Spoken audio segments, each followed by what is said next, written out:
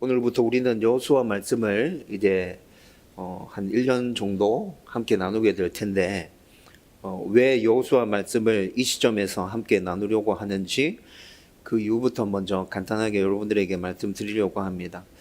여러분, 제가 몇 번 말씀드렸었는데 제가 개척해서 지금 올해 7년차 사역하고 있는데 개척해서 지금까지 지나오면서 올해 1월부터 3월까지가 제 개인적으로 가장 힘들었던 시기였어요.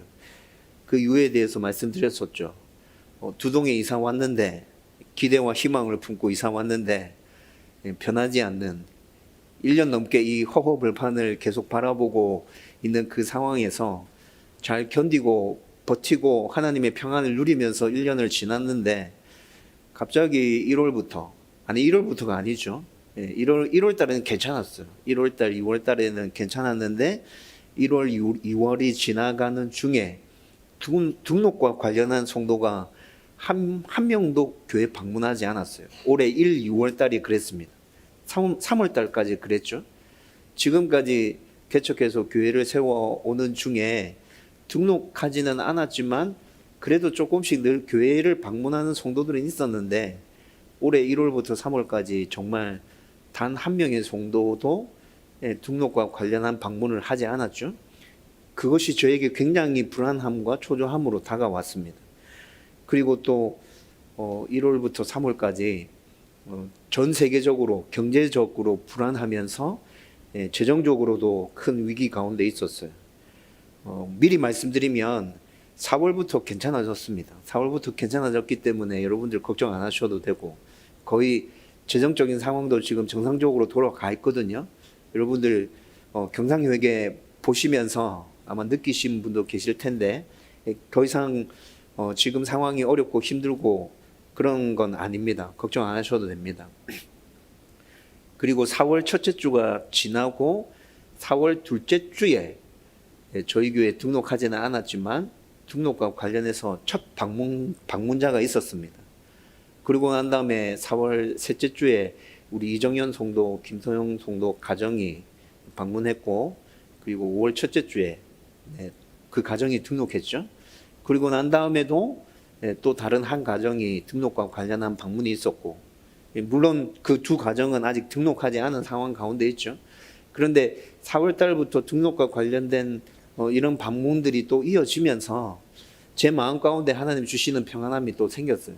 그래서 그렇지, 교회는 이렇게 세워져 가는 것이지, 교회를 좋은 교회를 알아보는 성도들, 그리고 그 성도들 중에 이 교회에서 신앙생활 해야겠다라는 마음의 결단이 서는 성도들이 우리 교회에 남아서 함께 신앙생활을 하면 되는 것이고, 교회는 그렇게 세워져 가는 거고, 지금까지 7년 동안 우리 교회도 그렇게 세워져 왔고, 그래서 그런 부분에 대해서 1월부터 3월까지 굉장히 초조함과 불안함이 있었는데, 이제 4월 달부터는 좀 마음이 평안해지고 괜찮아졌어요.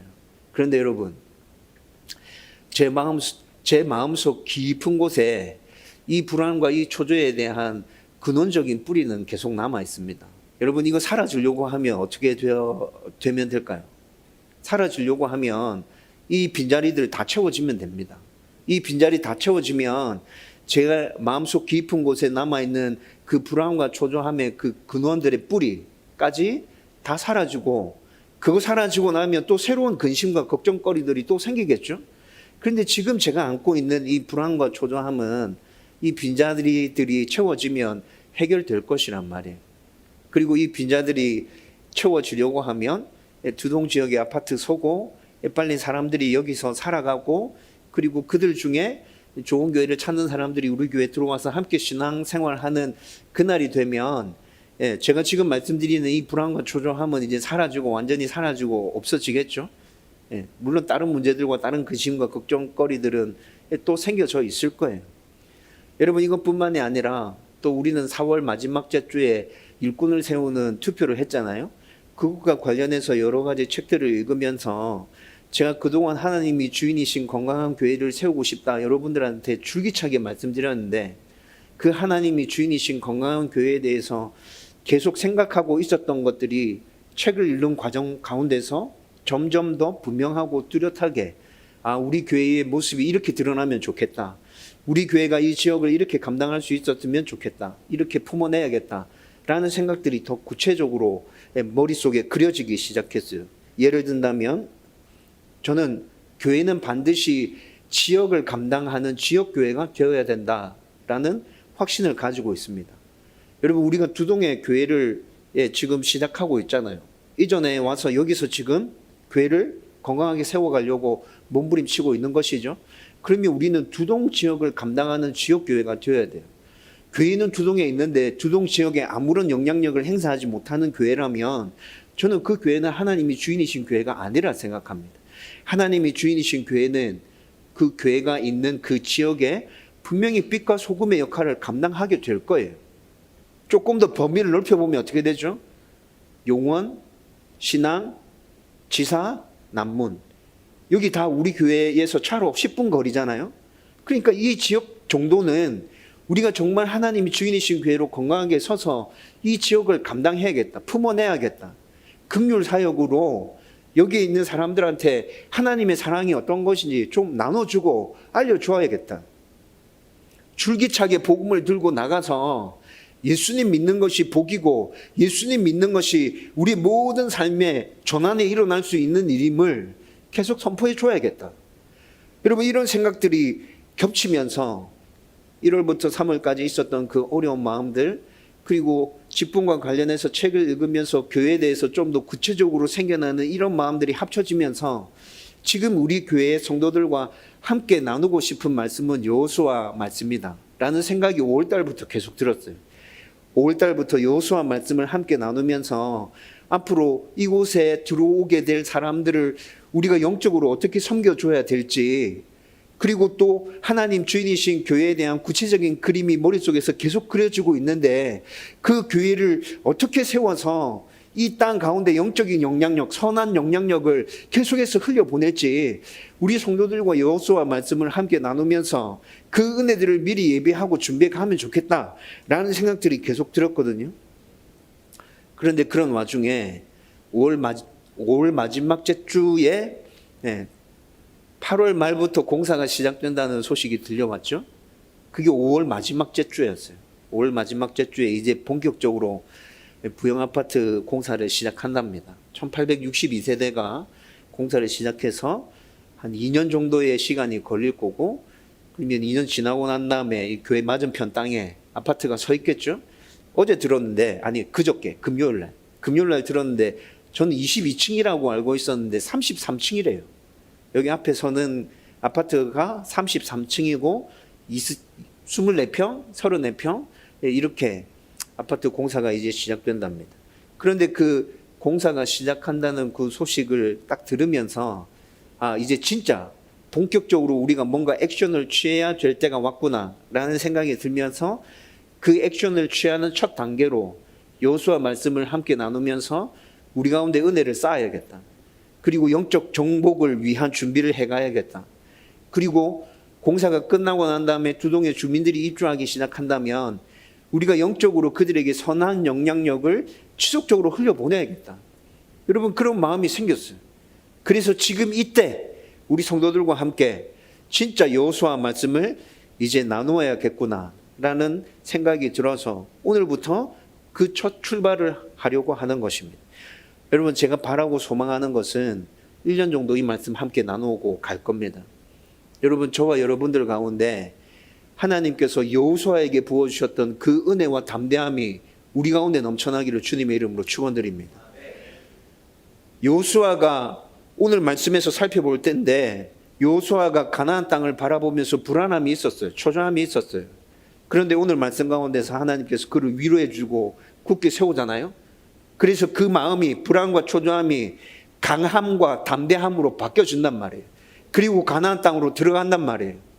여러분, 저와 여러분들이 지금까지 있었던 그 불안함과 초조함들을 떨쳐내고 이제 앞으로 하나님께서 펼치실 그 일들을 바라보면서 진짜 강함으로, 담대함으로 하나님의 말씀을 온전히 붙들고 그렇게 이 땅을 영적으로 정복해 갈 수 있기를 주님의 이름으로 축원드립니다. 여러분, 이제 여호수아 말씀을 그러면 본격적으로 한번 쭉 살펴보십시다. 오늘 여호수아 말씀은 여호와의 종 모세가 죽은 후에라는 말씀으로 해서 이 1장 1절이 지금 시작되어지고 있습니다. 그런데 여러분, 모세가 죽은 후에라는 이 말에는 여러 가지 의미들이 담겨져 있습니다. 먼저 첫 번째는 시간적으로 신명기의 말씀을 바로 이어서 나타나는 사건임을, 여러분, 이 말이 지금 우리 가운데 그 의미들을 전달해 주고 있어요. 여러분, 신명기 34장, 여러분 여호수아 옆에 여러분이 가지고 있는 성경 여호수아 딱 펼치면 그 옆에 신명기 34장 나오죠. 신명기 34장 내용 대충 한번 살펴보십시오. 신명기 34장의 내용 대충 쭉 살펴보면 모세가 죽었습니다. 그리고 모세의 장례를 치르는 사건으로 신명기 34장이 마무리되어지고 있습니다. 신명기 34장이 이렇게 마무리되고 난 이후에 바로 여호수아 1장 1절 말씀에서 여호와의 종 모세가 죽은 후에라고 시작하면서 지금 여호수아 이야기가 시작되고 있는 것이잖아요. 신명기 이야기와 동떨어져 있는 이야기가 아니다. 신명기에서 일어났던 그 모든 스토리와 여호수아에서 펼쳐지는 이 이야기는 지금 이어지는 이야기야 라는 것들을 지금 1장 1절의 이 말씀이 우리 가운데 선언해 주고 있는 거예요.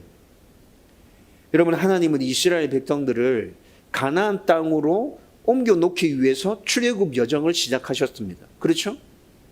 그 출애굽과 광야 40년은 모세를 통해서 하나님께서 쭉 이끌어 오셨고, 이제 모세를 통해서 가나안 땅 입구까지 이스라엘 백성들이 도달했죠. 40년의 세월이 지나서 이곳까지 이르렀어요. 그런데 이제 가나안에 직접적으로 들어가는 그 일은 여호수아를 통해서 하나님께서 펼치시겠다고 말씀하고 계시는 거예요. 그리고 모세가 했던 그 일들은 끝났고 이제 이어서 곧바로 여호수아가 이어서 가나안 땅을 정복하는 이야기가 여호수아를 통해서 펼쳐지게 될 거야 라는 이야기를 해주고 있다는 것이죠. 그리고 두 번째는 출애굽 1세대들이 하나님이 말씀하셨던 것처럼 광야에서 모두 죽었다라는 의미를 담고 있습니다. 여러분, 하나님은 가나안 땅 정탐을 위해서 정탐꾼을 보내고 난 다음에 정탐꾼이 돌아와서 불평과 불만들을 막 쏟아냈죠. 그 사건이 어디서 일어났어요? 가데스 바네아에서 일어났거든요.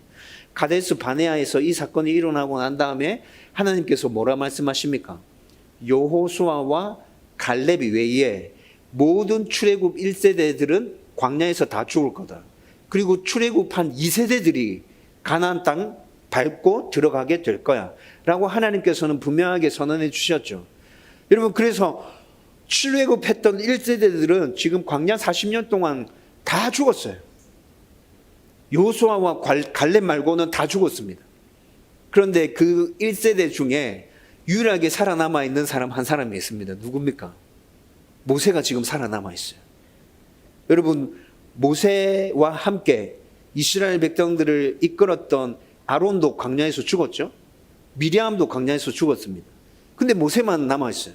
여러분, 이 부분에 대해서 어떻게 생각했어요?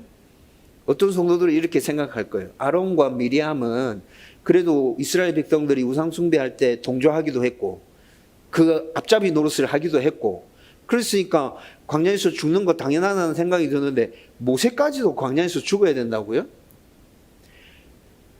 여러분, 민수기 20장을 보면 무리바 사건의 이야기가 나오죠. 무리바 사건에서 하나님께서 물이 없어서 힘들어하고 불평을 늘어놓고 있는 이스라엘 백성들에게 모세에게 물을 내라고 말씀하시면서 반석을 향하여 지팡이를 가르치라 말합니다. 그러면 물이 날 거다. 그런데 모세가 이스라엘 백성들 때문에 너무 열받아가지고 지팡이를 가지고 반석을 2번 치죠. 그래서 물을 내게 됩니다. 여러분, 그런데 민수기 20장에서 이 무리바 샘물 사건이 펼쳐지고 난 다음에 그 이후에 하나님께서 모세에게 계속 말씀하시는 것이 있습니다. 너는 나의 거룩함을 드러내지 않았다. 내가 너한테 언제 반석을 치라고 말했느냐? 반석을 가르치라 말했지 않느냐? 이스라엘 백성들이 불평과 불만이 많은 아주 어려운 백성이라는 거 내가 알고 있다. 그런데 그 백성에게도 나는 계속 나의 거룩함을 보여주기를 원하고 나의 사랑을, 나의 은혜를 그들 가운데 계속 흘려주기를 원하는데 그래서 때로 내가 분노하기도 하고 진노하기도 했지만 너한테 그렇게 은혜를 흘려보내라고 거룩함을 드러내라고 말했는데 너는 왜 그렇게 행동한 거지? 너는 나의 거룩함을 드러내지 않았어. 그래서 어떻게 되죠? 가나안 땅에 못 들어간다고 하나님께서 말씀하시죠. 여러분, 그래서 모세도 광야에서 죽었어요. 그런데 모세의 죽음으로 인해서 출애굽 1세대들이 가데스 바네에서 하나님 말씀하셨던 것처럼 진짜 광야에서 다 죽고 사라졌어요. 그리고 하나님께서 예외적으로 말씀하셨던 여호수아와 갈렙 외에 모든 사람들은 지금 광야에서 다 죽었다는 이야기인 거예요. 여러분, 지금 제가 두 가지로 간단하게 말씀드렸는데 모세가 죽은 후에 라는 말의 의미 가운데는 사실적인 부분, 성경에서 언급하고 있던 부분들과 연결해서 이런 의미가 담겨져 있어요. 그런데 이런 사실적인 의미, 성경에서 말씀하셨던 것과 연결되는 이런 의미만 모세가 죽은 후에라는 말 안에 담겨 있는 게 아니고 여호수아가 개인적으로 느낄 때 모세가 죽은 후에라는 말 안에 담겨 있는 아주 엄청난 의미들도 있단 말이에요. 우리는 잘 느끼지 못해요. 그렇지만 이제 모세의 뒤를 이어서 지도자의 바통을 이어받은 여호수아가 모세가 죽고 난 이후에 생각하고 받았을 그 느낌들, 그런 것들이 또 있다는 것이죠. 여러분, 여호수아는 출애굽하고 난 이후에 바로 모세의 비서관이 되었던 것 같습니다. 모세의 비서관, 수종자라고도 나오기도 하고 모세의 시종이라고도 나오기도 하죠. 지금 우리가 이해하기 쉽게 수종자나 시종 이거 바꾸면 비서관이에요. 출애굽하자마자 여호수아는 모세의 비서관으로서 모세 곁을 계속 따라다녔던 것 같습니다.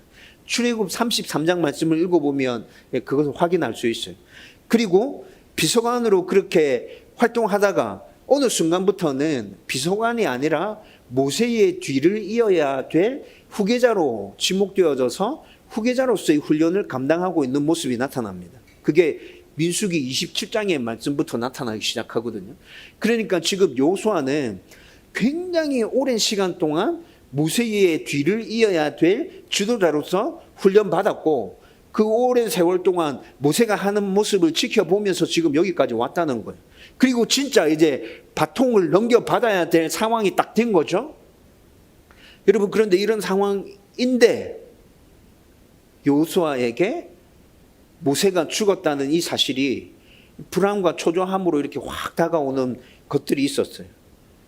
여러분, 완전히 제가 좀 전에 말씀드렸던 모세의 죽음의 의미, 그것과는 완전히 다르게 여호수아에게 다가오는 모세의 죽음의 의미가 있었다는 것이죠.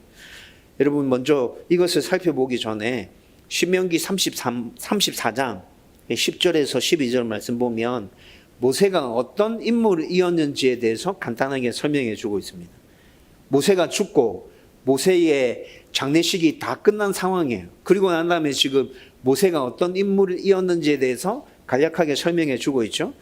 34장 10절에서 12절 말씀에 보면 모세 이후에 그와 같은 선지자는 더 이상 일어나지 않았다 말합니다. 하나님과 직접 대면해서 대화했던 사람이다. 얼굴에 광채가 날 정도로. 그리고 출애굽할 때는 그때 그 당시에 세계를 제패하고 있었던 애굽의 바로와 그의 신하들 앞에서 하나님의 이적과 기적을 담대하게 행했던 인물이다. 애굽의 바로와 그의 신하들 앞에서 뿐만이 아니라 광야 40년 생활 동안 너희들 앞에서도 하나님의 이적과 기적을 행했던 위대한 사람이었다. 여러분, 이것이 신명기 34장 10절에서 12절까지 모세에 대한 간략한 설명이에요. 여러분, 이 간략한 설명만 딱 봐도 모세는 진짜 어마어마한 사람이었구나. 모세 이후에 모세와 같은 사람이 등장할 수 있을까? 라는 생각이 들지 않으세요? 여러분, 그런데 지금 이 모세가 어떻게 되었다는 거예요? 죽었다는 것이죠. 이 땅에 더 이상 존재하지 않아요. 사라졌어요. 이 땅에서는 사라졌어요. 여러분, 지금 이렇게 모세에 대한 소개가 있고 난 다음에 모세가 죽었다 얘기하고 있죠. 여러분, 이 상황을 지금 여호수아는 고스란히 다 받아들이고 있습니다. 여러분, 여호수아가 이 상황을 받아들일 때 제일 처음으로 그에게 다가왔을 불안과 초조함, 제가 생각해 볼 때는 내가 이제 엄청난 임무를 감당해야 될 텐데 이 임무를 감당해 갈 때 물을 수 있는 곳이 없구나. 이 임무를 감당해 갈 때 힘들고 어려운 일들이 계속해서 생겨날 텐데 내가 어디 힘들고 어려울 때 어디 기댈 수 있는 곳이 없구나 라는 생각이 들었을 거예요. 여러분들이 큰 일을 한다 한번 생각해 보십시오.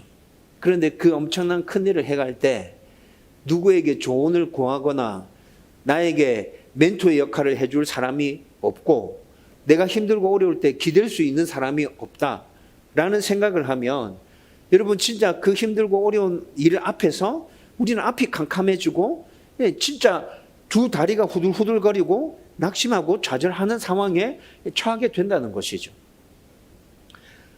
여러분 제가 7년 전에 개척을 선택할 때 개척을 그래도 선택할 수 있었던 여러 가지 이유들 중에 하나가 제 모 교회 목사님이 근처에 있었거든요. 그리고 제가 개인적으로 장로 호산나 교회 목사님을 제 멘토로 생각하고 그 두 분의 목사님께 여러 조언을 구하고 또 힘들고 어려운 일 있으면 그 두 분의 목사님 찾아가서 도와달라고 얘기도 합니다. 다른 목사님들께는 도와달라 얘기 입 밖에 내본 적도 없습니다. 그런데 그 두 분의 목사님한테는 그렇게 했거든요. 여러분 이것이 저한테 큰 위로와 힘이 되었어요. 내가 어렵고 힘들 때 기댈 수 있는 곳이 있어. 인간적으로 기댈 수 있는 곳이 있어. 내가 어떻게 해야 될지 모를 때 찾아가서 물어볼 수 있는 아주 좋은 목사님들이 있어. 선배가 있어. 여러분 이것이 제가 개척을 선택할 수 있는 여러 이유들 중에 한 가지가 되었습니다. 여러분 지금 그런데 여호수아에게는 그런 모세가 지금 사라지고 없다는 거예요. 여러분 이것뿐만이 아니라 이스라엘 백성들은 또 어떤 백성들이죠? 이렇게 위대했던 모세가 40년 광야 생활 동안 그들을 잘 이끌었음에도 불구하고 불평과 불만을 쏟아내고 심지어는 진짜 자기들 마음에 들지 않을 때는 돌로 쳐 죽이려고 돌까지 집어들었던 민족이죠. 여러분 지금 여호수아는 모세에게 이렇게 했던 이 백성들 200만 명이 넘는 이 불순종과 불평과 불만으로 똘똘 뭉친 이 백성들을 지금 이끌어 가야 하는 상황이에요. 아무리 생각해봐도 여호수아는 나는 모세만큼 뛰어날 수가 없는데 모세만큼 탁월할 수가 없는데 그런데 모세에게 그렇게 했던 이 백성들이 모세보다 시원찮은 나한테 좀만 불평스러운 일들이 생기면 돌 들고 치려고 막 달려들 텐데 내가 이 백성들을 감당할 수 있을까? 라는 염려와 근심과 걱정들도 지금 여호수아 가운데 계속 물려들고 있습니다. 여러분 내 앞에 선임자가 엄청나게 일을 잘했어요. 사람들에게 존경받았어요. 완전 탁월했어요. 그런데 그런 사람 뒤에 그 사람이 했던 일을 이어받아서 일해야 되는 사람은 모든 상황과 조건들이 다 좋다 할지라도 어떤 부담감이 있는 거예요. 앞에 선임자를 내가 뛰어넘을 수 있을까? 여러분 그 부담감 때문에 탁월했던 사람 뒤에 어떤 일을 이어받은 사람들은 거의 대부분 실패하고 좌절하고 낙심해서 자기가 해야 되는 그 일들을 잘 감당하지 못하는 모습들 너무 많이 봐왔어요. 여러분 목사님들 중에도 앞에 사역했던 목사님이 정말 사역 잘 하고 난 다음에 그 뒤를 이어서 담임 목사로 사역하는 목사님들이 앞에 목사님을 뛰어넘지 못함으로 인해서 굉장히 힘들어하고 어려워하는 모습들을 자주 봐왔어요. 성도들이 담임 목사님을 잘 섬기고 잘 따라주고 담임 목사님과 함께 모든 사역들을 잘 펼쳐가고 있는 상황이라도 그렇게 된단 말이에요. 여러분 그런데 여호수아는 지금 모세를 뛰어넘어야 하는 그 부담감이 있습니다. 이 부담감뿐만이 아니라 또 어떤 부담감이 있죠? 이끌어야 될 대상들이 이스라엘 백성들이에요. 자기보다 훨씬 뛰어났던 모세까지도 마음에 들지 않을 때 돌로 치려고 했던 그 이스라엘 백성들을 지금 자기가 이끌고 가야 된단 말이에요. 두 가지 부담감이 동시에 여호수아에게 짊어지고 있는 거예요. 모세를 뛰어넘어야 된다는 그 부담감.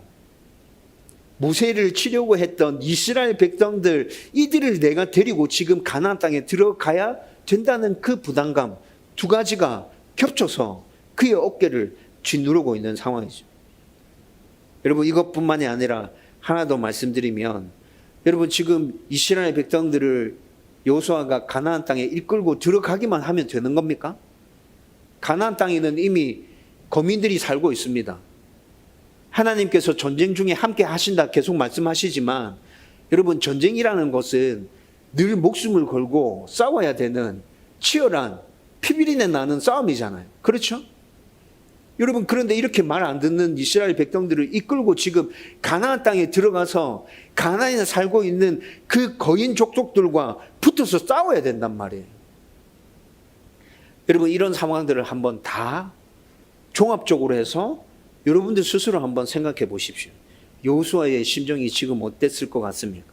모세가 죽은 후에, 여러분 이 간단한 말 안에 담겨져 있는 의미들, 그리고 모세가 죽었다는 그 상황 자체로 여호수아가 받고 있는 그 심적인 부담감과 압박감들, 여러분 느껴지세요? 여러분, 모세가 죽고 난 다음에 지금 여호수아는 이런 상황 가운데 있습니다. 제가 여호수아와 같은 상황 가운데 있었다 할지라도 진짜 앞이 캄캄하고 무엇을 어떻게 어디서부터 시작해야 될지, 내가 지금 이스라엘 백성들 앞에 나가서 뭐라 얘기해야 될지, 여러분 진짜 막막했을 것 같습니다. 여호수아는 지금 이런 상황을 직면하고 있다는 것이죠. 그런데 오늘 말씀을 읽어보면 하나님께서는 여호수아가 이런 상황을 직면하고 있다는 것을 너무나도 잘 알고 계시는 것 같습니다. 그래서 여호수아 1장의 말씀이 있기 전부터 모세의 뒤를 이어서 너가 이스라엘 백성들을 이끌어야 된다 말씀해 주실 때부터 계속해서 내가 너와 함께 할 거다, 담대해라, 두려워하지 마라, 가나안 땅 반드시 점령하게 될 거야, 계속해서 말씀해 주셨는데, 오늘 여호수아 1장 1절에서부터 말씀을 쭉 읽어보면 종합적으로 해서 여호수아가 가나안 땅에 들어가서 해야 될 일들, 그리고 그 일에 순종할 때 하나님 주시는 약속들, 이 일에 필요한 위로와 격려들, 종합적으로 해서 세트로 지금 하나님께서 여호수아에게 선물해 주고 계시구나라는 생각이 들었어요.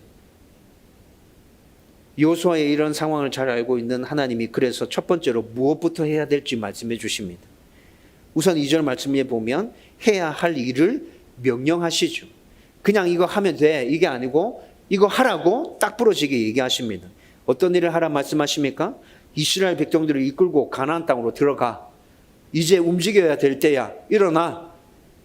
움직여. 바로 명령하십니다.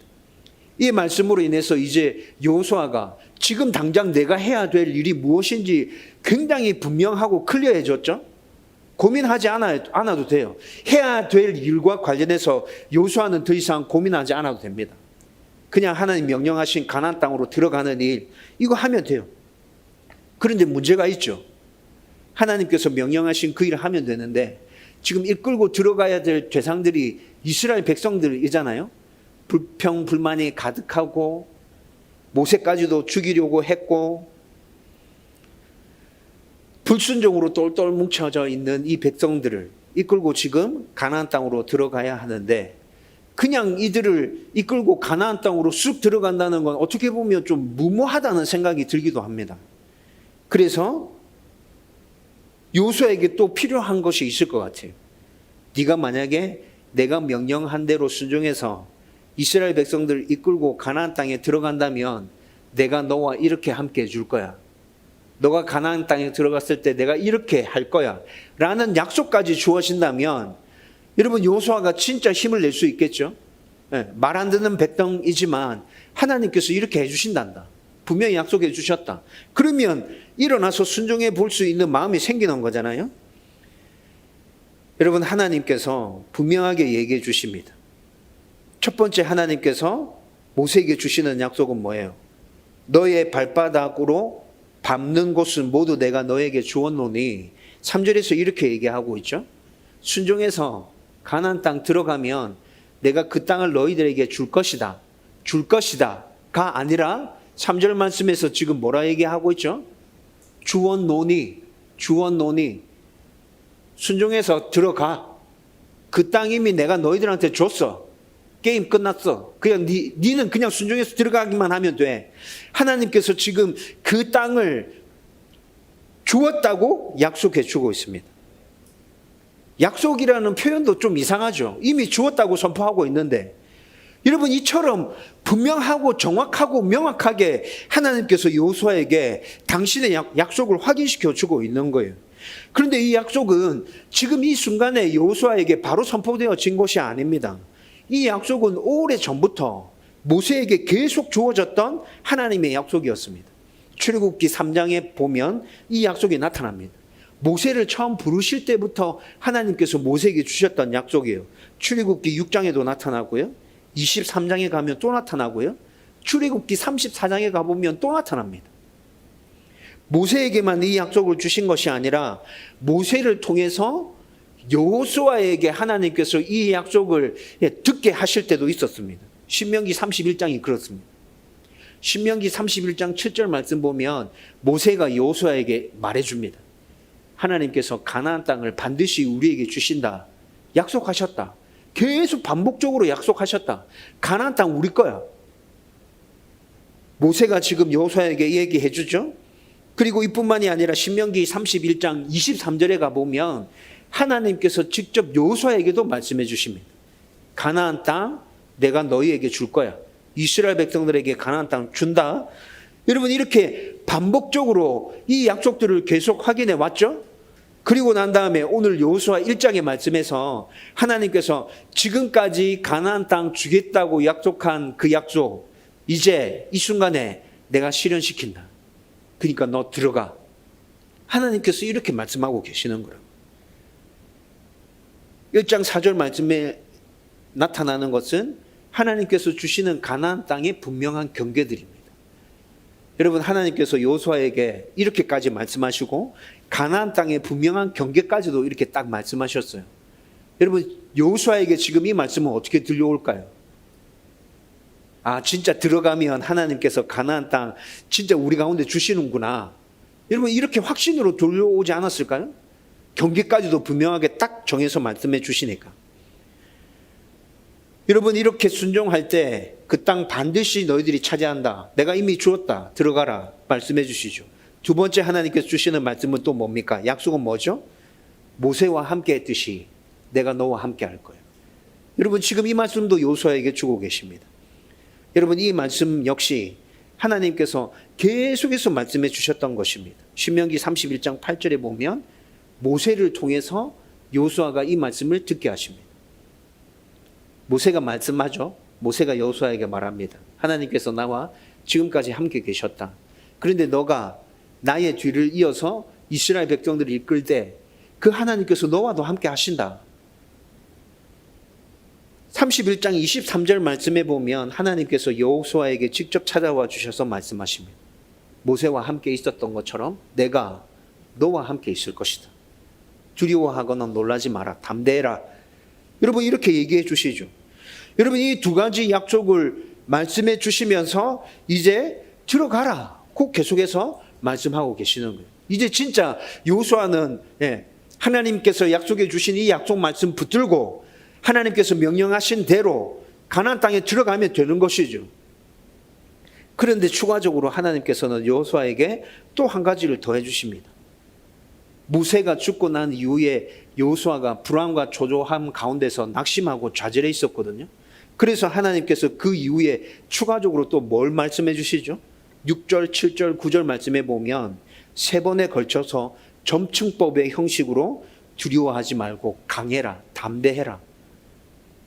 용기까지 심어주고 계십니다. 위로하고 격려하십니다. 여러분 6절 말씀에 보면 조상들에게 가나안을 주겠다고 이미 앞서서 계속 약속해 주셨다고 말씀드렸잖아요. 그렇죠? 그런데 하나님의 그 약속의 근거에서 가나안 땅을 주겠다고 한 그 약속의 근거에서 하나님께서 여호수아에게 말합니다. 두려워하지 마라. 강해라. 담대해라. 그 땅 이미 너희 거야. 7절 말씀에 보면 보편적으로 순종할 때 하나님께서 주시겠다 약속하신 축복과 은혜가 있거든요. 신명기 28장 1절에서 14절까지 말씀을 읽어보면 나와도 복을 받고 들어가도 복을 받고 들에 있어도 복을 받고 양떼가 복을 받고 자녀들이 복을 받고 생업과 소산이 복을 받고 복받는 이야기들이 신명기 28장 1절에서 14절까지 쭉 열거되고 있죠. 여러분, 이 말씀은 하나님의 말씀에 온전히 순종하는 모든 자에게 이런 보편적인 축복이 임할 거야 라는 말씀의 선언이었는데, 오늘 우리가 읽은 본문에서 7절 말씀이 그 보편적으로 하나님께 순종할 때 임하는 축복과 은혜에 근거해서 하나님께서 여호수아에게 또 말씀하고 있습니다. 강하고 담대해라.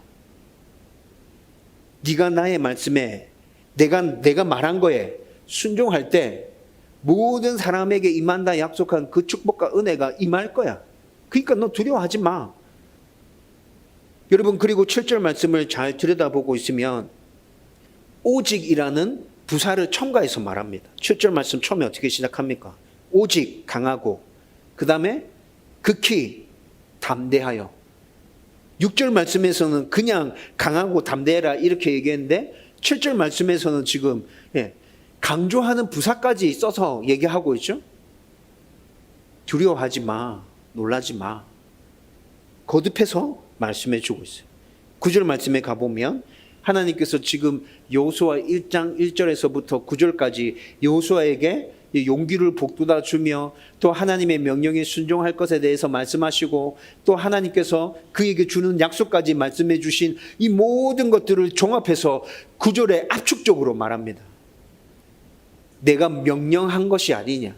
들어가라는 건 내 명령이다. 그리고 내가 너한테 약속도 줬잖아. 강하고 담대해라. 두려워하지 마라. 놀라지 마라. 여러분, 강하고 담대해라, 두려워해라, 놀라지 마라. 이 네 가지 단어들은 전부 다 비슷한 의미를 담고 있는 단어들이죠. 그렇죠? 다른 의미를 담고 있는 단어들이 아니라 똑같은 의미를 담고 있는 단어들이잖아요. 이런 단어들을 여러 개를 지금 나열해서 이렇게 붙여서 쓰고 있어요. 이건 뭐죠? 강조해서 계속해서 얘기하고 있는 거죠. 너 두려워하지 않아도 돼. 너 진짜 무서워하지 않아도 돼. 두 다리에 힘 줘. 그리고 들어가. 내가 함께 할 거야. 마음과 생각과 뜻과 의지와 목숨과 생명 다해서 그냥 들어가면 내가 이룰 것이니까 너 무서워하지 마. 여러분, 지금 하나님께서 여호수아에게 이렇게 말씀하고 계십니다. 그리고 8절 말씀에서는 그렇게 두려워하지 않고 담대하려면 하나님의 말씀을 붙들어야 된다고 얘기해 주고 있습니다. 어떤 상황 가운데서도 두려워하지 않고 떨지 않으려고 하면 우리는 하나님을 바라보는 수밖에 없습니다. 여러분, 굉장히 많이 들었던 얘기죠. 우리가 당면하는 모든 문제보다 하나님 더 위대하시고 더 크십니다. 우리 시선이 하나님께 집중되어질 때 우리는 두려워하지 않고 담대할 수 있습니다. 그리고 하나님께서 말씀하십니다. 나를 바라볼 때 그렇게 될 테니까 나를 바라보기 위해서 항상 말씀을 붙들어. 주야로 묵상해. 그리고 그 말씀대로 순종해. 그러면 너의 모든 길이 평탄할 거야. 네가 하는 모든 일이 형통할 거야. 하나님께서 이렇게 얘기해 주고 있죠. 모세가 죽고 난 다음에 불안과 초조함에 휩싸여 있던 여호수아에게 오늘 이 말씀이 선포되어졌습니다. 여호수아가 이 말씀을 받을 때 회복되어졌겠습니까? 네, 저는 회복되어졌다 확신합니다. 100% 확신합니다. 하나님께서 말씀해 주시는 이 말씀을 들으면서 여호수아는 진짜 힘과 용기를 얻었겠구나. 이제 진짜 말씀에 순종해서 가나안에 들어가면 된다는 확신을 그가 굳게 붙들 수 있었겠구나. 여러분, 그리고 이 말씀은 지금 두동과 영혼과 신앙과 지사와 난문의 영적 정복을 위해서 준비하는 우리들에게도 큰 힘과 확신이 된다. 저는 그렇게 받아들입니다. 여러분, 아파트 공사 8월에 시작되지만 입주할 때까지 한 블럭의 공사가 지금 8월에 시작하는 거거든요. 그리고 두동 안에 5개의 블럭이 있답니다. 5개 블럭이 있는데 한 블럭 공사가 8월에 시작하는 거, 그 공사가 마무리되어서 입주할 때까지 제가 생각해 볼 때는 한 2년 정도 걸릴 것 같습니다. 두동에 있는 5개 블럭이 전체 다 공사가 마무리되고 사람들이 입주할 때까지는 한 5년 정도 걸린답니다. 7,500세대가 다 지워지고 사람들이 그렇게 입주할 때까지 5년 정도의 시간이 걸리는 거예요. 그 기다림의 시간 동안 성도가 늘지 않는 그 불안함과 초조함 다시 우리들 가운데 찾아올 수 있습니다. 재정적으로 힘들고 어려워지는 위기 다시 우리 가운데 찾아올 수 있습니다. 여러분, 그런 상황 가운데서 우리는 이런 생각하게 될 겁니다. 뭔가 잘못 결정했나? 뭔가 잘못 생각했나? 우리가 잘못하는 것이 있나? 힘들고 어려워지면 당연히 이런 생각하게 되죠. 그런데 우리 교회가 두동으로 이전한 그 모든 과정들 제가 여러 번 다시 생각해 봤는데 하나님의 인도하심에 따라서 우리는 잘 순종해서 여기까지 온 것이 맞습니다. 그린피아 상가에 있을 때 우리가 처했던 모든 상황들, 그리고 그 상황들 가운데서 저와 여러분들이 한 마음이 되어서 선택했던 결정들, 기도하고 말씀을 구하고, 그리고 그 일들을 진행함에 있어서도 편법이나 불법 사용하지 않고 하나님의 뜻에 합당한 방법대로 모든 일들을 진행해서 우리 여기까지 왔잖아요. 그렇죠? 1월에서 3월까지 힘든 기간을 보낼 때 뭔가 잘못한 것이 있나? 계속해서 생각해 봤는데 잘못한 거 없었어요. 분명히 하나님의 뜻이 맞았어요. 제 안에 욕심이나 교만함이 있는지 늘 살펴보는데 아직까지 그런 거 없었어요. 여러분들이 뭔가 세상적인 방법을 동원해서 이 교회를 빨리 세우려고 하는 요구나 그런 말들을 나한테 한 것이 있냐 생각해 봤는데 그런 거 없었어요. 여기 이미 들어올 때 우리는 기다림과 인내의 시간이 필요하다는 것도 알고 들어왔어요. 그렇죠? 우크라이나 전쟁이 터지고 세계 경기가 침체되고 금리가 엄청나게 많이 오르고 들어와서 겪어보니까 접근성이 또 너무 안 좋아. 이런 모든 것들이 합쳐지면서 우리가 잠시 위기를 겪고 어려움을 겪긴 했지만, 그렇지만 이곳에서 지금 저와 여러분들이 함께 세워가고 있는 이 다운교회는 하나님의 뜻에 따라 세워져 가고 있는 것이 맞다고. 그런 우리들에게 오늘 하나님께서는 여호수아 말씀으로 동일한 말씀을 선포하십니다. 두동과 용원과 신앙과 지사와 난문을 너희들이 영적으로 정복해야 된다. 정복해라. 하나님께서 지금 우리에게 그 명령하시고 계시는 것입니다. 내가 그냥 명령하는 거 아니다. 너희들이 나의 말에 순종해서 영적으로 정복하기 위해서 그 땅을 밟을 때 내가 너희들과 함께 할 것이다. 이미 그 땅을 너희들에게 주었다. 그 땅에서 너희들이 나의 영광을 드러내기 위해서 해야 될 일이 엄청 많다. 그 땅으로 들어가. 하나님께서 이렇게 약속의 말씀까지도 주시면서 우리 가운데 동일하게 이 말씀을 하고 계시는 것이라고. 강하고 담대해라. 두려워하지 마라. 앞으로 인내와 기다림의 시간 가운데서 또 어렵고 힘든 일이 생길 수도 있다. 그런데 그때조차도 내가 너희들과 함께한다. 너희들을 붙들고 인도해 줄 거다. 계속해서 순종해 가면 된다. 여러분, 오늘 이 말씀을 저는 그렇게 받았습니다. 하나님께서 지금 우리 가운데 똑같이 명령하시고 똑같이 위로하시고 격려하시고 똑같이 약속의 말씀을 선포해 주시구나. 여러분들도 이 말씀을 이렇게 받지 않겠습니까? 저와 여러분들이 똑같이 이 말씀을 이렇게 받고 정말 우리가 하나님의 나라를 세워가야 될 이 땅 가운데서 순종함으로 열심히 몸부림쳐 간다면 하나님이 우리 가운데 행하시는 일들 저와 여러분들이 함께 경험할 수 있게 될 것입니다. 그 은혜가 넘쳐나기를 주님의 이름으로 축원드립니다. 여러분, 이제 말씀을 정리하려고 합니다. 여러분, 앞으로 교회를 위해서 기도하실 때 여러분 이렇게 기도하셨으면 좋겠습니다. 다음 교회가 두동과 용원과 신앙과 지사와 난문을 영적으로 정복하겠습니다. 하나님, 우리 가운데 은혜를 더하여 주시고 역사해 주십시오. 하나님께서 복음을 전하는 자에게 영원토록 함께 해주신다 약속하셨고, 그리고 또 하나님께 순종할 때 복 주신다 약속하셨는데 하나님 그 은혜와 그 복들 우리 가운데 허락해 주십시오. 복음을 들고 나가겠습니다. 하나님의 말씀에 순종하기 위해서 몸부림치겠습니다. 어떤 상황 가운데서 두려워하거나 낙심하지 말고 좌절하지 말라고 말씀하셨는데 하나님 그 은혜들, 그 위로와 그 격려들, 그 담대함들 우리 가운데 허락해 주십시오. 그리고 하나님의 말씀에 순종하는 자에게 모든 길이 평탄할 것이고 모든 삶이 형통할 것이라 하나님 말씀해 주셨는데 그 은혜도 우리 가운데 넘치게 해 주십시오. 저와 여러분들이 앞으로 교회를 위해서 기도할 때 여러분 오늘 나누었던 이 말씀을 붙들고 그렇게 기도해 간다면 여러분들의 삶 가운데 우리 교회 가운데 하나님의 행하시는 그 은혜와 놀라운 일들을 경험하고 그 복들을 누리면서 살아가게 될 것입니다. 이 은혜가 넘쳐나기를 주님의 이름으로 축원드립니다.